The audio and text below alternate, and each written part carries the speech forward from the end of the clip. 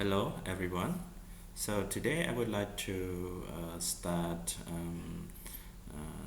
the clip with another area in the lesson language in spoken discourse.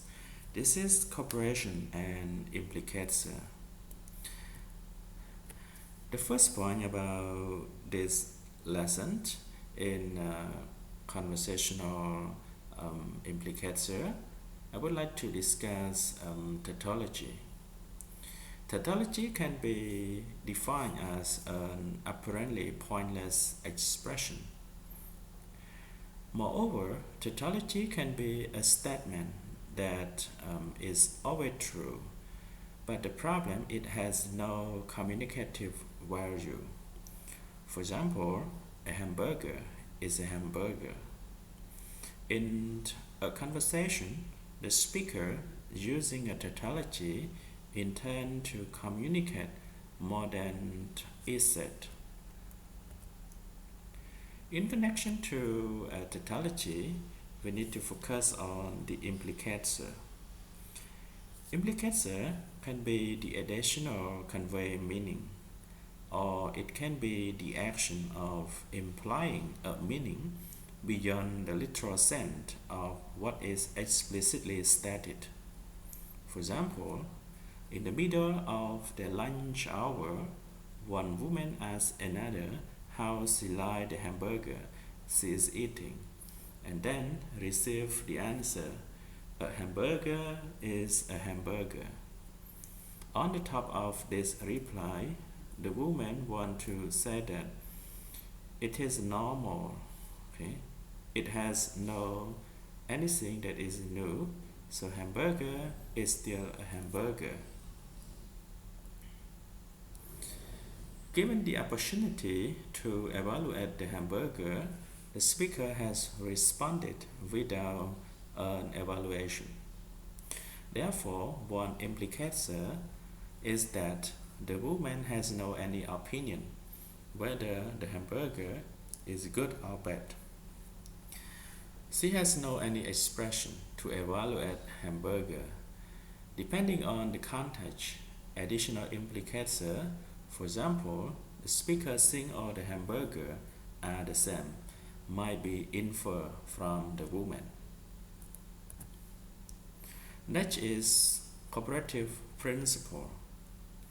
Take a look at the following scenario with me, everyone. There is a woman sitting on a park bench and a light dog lying on the ground in front of the bench. A man comes along and sits down on the bench. The man said, "Does your dog bite?" Woman replied, "No." And then the man reaches down to pet the dog. The dog bites the man's hand. And the man said, "Oinch, hey, you said your dog doesn't bite." And the woman said, "He doesn't, but that's not my dog." From the given example, the man erroneously assumed that more was communicated than what was said. This is not a problem involving presupposition, because the assumption that the woman has a dog is true for both speakers, the man and the woman. From the man's perspective, the woman's answer provided less information than what he had expected. Given enough information is an example for cooperative principle of conversation. Actually, there are four sub-principles which are called conversational maxim according to Gray in 1975.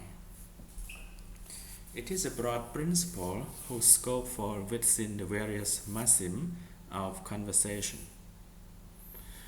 It states that in order to communicate effectively, speakers should agree to be informative and should be relevant. In other words, it is a basic assumption in conversation that a participant will attempt to contribute appropriately at the required time in order to current exchange of thought. Now we go to maxim. Maxim can be the sub-principle in cooperative principle of conversation. They are quality, quantity, relation, and manner. For quantity, it makes your contribution as informative as is required for the current purposes of the information exchange. Quantity does not make your contribution more informative than is needed or required. About quality, quality try to make your contribution that is true. Do not say what you believe to be for. Do not say that for which you lack enough evidence for. And relation should be relevant. And manner can be perspicuous. It means that we need to express things clearly and avoid obscurity of expression or the expression that is not true, and avoid from more than one possible meaning. Should be avoid from ambiguity, should be brief, and should be orderly. Hedges. Actually, the speaker, they are aware of maxim, but they are fearful in order to adhere to the use of maxim completely. Therefore, they try to observe them, and they need to apply the expression which are called hedges related to the application of maxim. The first one we call hedges of quality. Hedges of quality can be those expressions that we use in order to indicate that what we are saying may not be totally accurate, but we want to enhance or to tell that the information is believed to be true or fact. For example, as far as I know, they are married. I may be mistaken, but I thought I saw a wedding ring on her finger. He couldn't live without her, I guess. From the three, for example, as far as I know, for example, the underlined one can be one of the expression of hedges of quality, that the speaker is fearful to use the maxim of quality, that he's afraid that what they are saying may not be totally accurate, but just want to let the listener, okay, to believe this information as true as well. Next is hedges of quantity. It happened by referring to the assertion of personal opinion, which show that the information tried to be conveyed is limited, but refer to informative. For example, as you probably know, I am terrified of bats. So to cut a long story short, we grabbed our stuff and ran. I won't bore you with all the detail, but it was an exciting trip. Like the expression which are underlined, like here, as you probably know. This is one of the expressions related to hedges of quantity, that the speaker wants to show that the information that is conveyed can be limited, okay, in terms of to be informative. Next is hedges of relation. For this one, suppose that in the middle of the speaker talk, when they say things like, oh, by the way, and go on to mention some potentially unconnected information during a conversation, the speaker indicates that they may have drifted into a discussion of some possibly non-relevant material and they want to stop. Like, oh, by the way, his nephew is a member of parliament. Anyway, that's also part of the program. Like the first underlying expression here can be a hedge of relation, that the speaker want to connect to another unconnected information while they're having dialogue. Last can be H of manner. H is of manner can be about clear expression and about ambiguity as well. For example, this may be a bit confused, but I remember being in car. I'm not sure if this makes sense, but the car had no light. I don't know if this is clear at all, but I think the other car was reversing. So once again, like the previous one, the speaker used this expression in order to control from being fearful, in order to use the masking of providing the clear expression and to avoid from being ambiguous. Next is about conversational implicature. Conversational implicature can be an additional unstated meaning that has to be assumed in order to maintain the cooperative principle. Like the conversation between Charlene and Dexter. Charlene said, "I hope you brought the bread and the cheese." And Dexter said, "I brought the bread." Charlene assumed that Dexter is cooperating and aware of the quantity maximum. If he did not mention the cheese, he must have done so on purpose. So she inferred that what is not mentioned by Dexter was not brought. Dexter has conveyed more than he said, where a conversational implicature.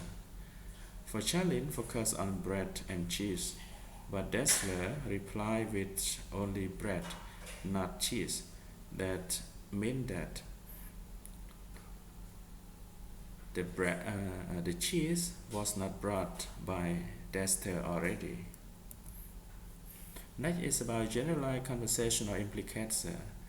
This is an additional unstated meaning that does not depend on special or local knowledge. In other words, when no special background knowledge of the context of the utterance is required to make the necessary inferences, it is called generalized conversational implicature. Like the conversation between Doobie and Mary. Doobie said, "Did you invite Bella and Cassie?" Mary said, "I invited Bella, not Cassie." Indefinite article can be typically interpreted as egg that can be not the speaker egg. For example, the use of indefinite article here. I was sitting in a garden one day. A child looked over the fence. So we can infer that a garden and a child can be not my garden, and child not my child too. When we talk about a quantity maxim, if the speaker were capable of being more specific or informative, he or she would have said my garden and my child. But this one, no. So to conclude from what I have just mentioned, indefinite article is generally interpreted as just an egg, okay? But egg does not belong to the speaker as well. So generalized conversational implicature can be not related or cannot be dependent on the local or special knowledge, okay? But this one, you need to make any necessary inferences for understanding. Actually, word of a certain type can be classified as expressing one value from a scale of value.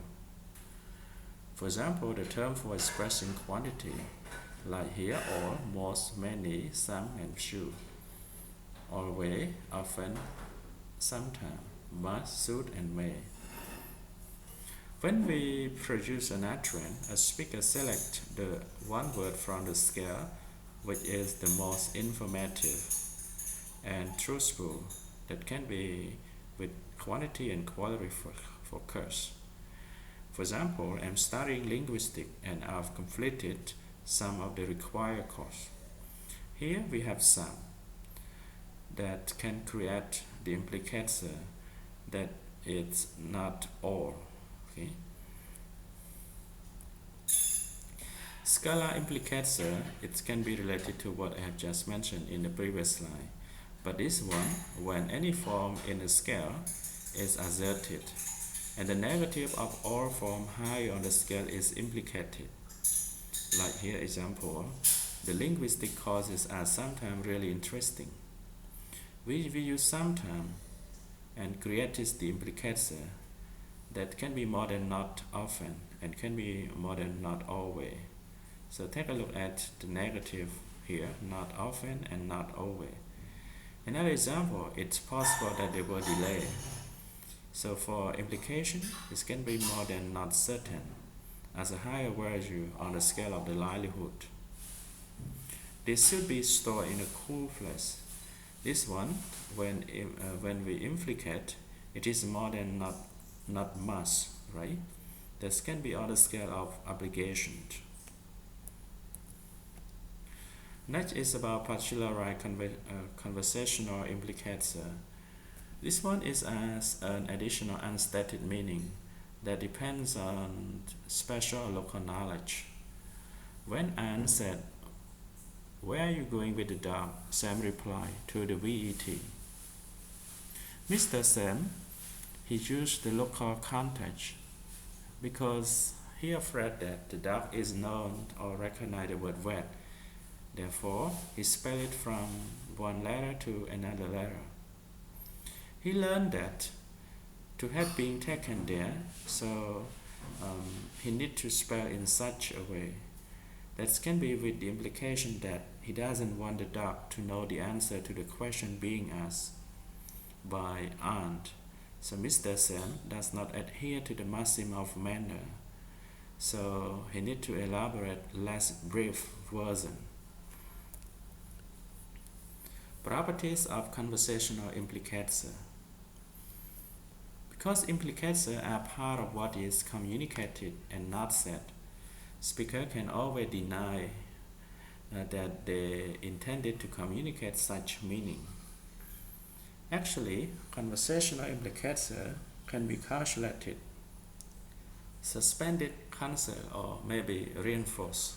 For example, you have won $5. This can be more than only $5. As the first example, it is quite easy for the speaker to suspend the implicator. This can be more than only by using the expression like at least, or to cancel the implicator by adding further information, often following the expression in fact, or to reinforce the implicator with additional information. For example, you want at least $5. You want $5, in fact, you want 10. You want $5, therefore more than one. Last one is conventional implicator. This is an additional unstated meaning, which can be associated with the use of specific word. This word can be like but, even, yet, and. Now, I selected only 3 for mentioning. About the but, it shows contrast of the information. Like here, Mary suggested black, but I chose white. Even it talks about contrary to expectation. Even John came to the party. So this one, it contrasts to what you expected, that John came to the party, but he came already. And yet, this can be expected to be different at the later time or in the future.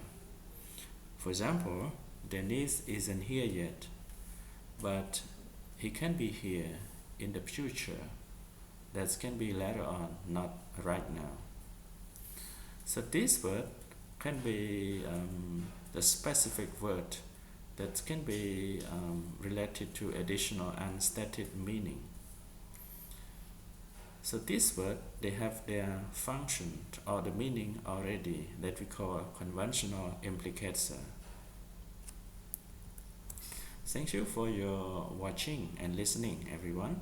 Stay tuned for the next clip with the new lesson. Thank you. Goodbye.